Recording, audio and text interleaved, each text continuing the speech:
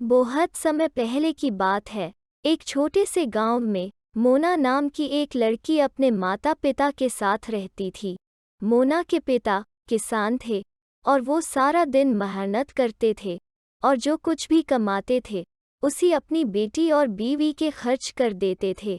मोहन के माता पिता मोना से बेहद प्यार करते थे क्योंकि वे उनकी इकलौती औलाद थी और वो मोना की हर जिद को पूरा करते थे और मोना के आराम का खास ख्याल रखते थे।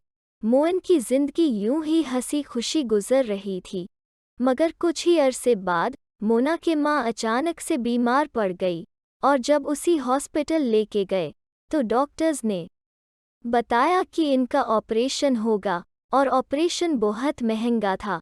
मगर फिर भी मोना के पिता ने मोना और अपनी पत्नी को वचन दिया कि वो ज़रूर इलाज करवा के मोना की माँ को ज़रूर ठीक करवाएंगे। इस दिन के बाद मोना के पिता पे एक और जिम्मेदारी आन पड़ी और अब वो दिन रात खेतों में काम करने लगे। न दिन का पता होता था न रात का।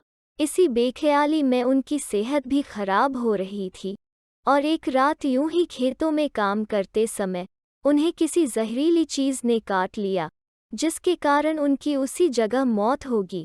अपने पिता को मरा देख मोना बेचारी पे कयामत टूट पड़ी और अब मोना बिल्कुल ही अकेली पड़ गई।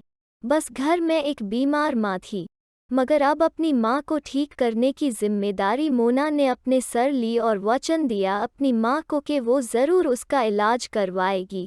क्योंकि मोना पढ़ी लिखी नहीं थी, मोना ने फैसला किया वो शहर जाके कोई काम ढूंढ लेगी और उसे शहर में पैसे भी ज़्यादा मिल जाएंगे। मोना अपनी नानी को अपनी माँ के पास छोड़ के शहर की तरफ चल देती है और रास्ते में गुजरते समय एक जंगल पड़ता था और रात भी काफ़ी हो चुकी थी। मोना ने फैसल किया कि वो यहीं पे आराम करेगी और सुबह शहर के लिए फिर से चल देगी। मोना सो जाती है, तभी वहां से दो परियों का गुजार होता है और गांव में एक अकेली लड़की को देख वो उस लड़की से पूछती है कि वो कौन है और इतनी रात गए इस घने जंगल में क्या कर रही है। मोना परियों को सारी हकीकत बताती हैं। परी कहती हैं, तुम परेशान न हो, और ऐसा कहकर परी मोना को एक जादुई बक्सा देती हैं और कहती हैं, ये एक जादुई बक्सा है, इससे तुम जो भी मांगोगे वो तुम्हें मिलेगा। मोना बहुत खुश हो जाती है और परियों का शुक्र करती है और अगले दिन मोना घर पहुंच के अपनी माँ को सारी बात बताती है और फिर मोना जादुई बक्से से पैसे मंगवा के हॉस्पिटल में अपनी माँ का इलाज करवाती है। वो अब बिल्कुल ठीक हो जाती हैं और अब मोना और उसकी माँ हंसी खुशी साथ साथ अपनी जिंदगी गुजारने लगते हैं।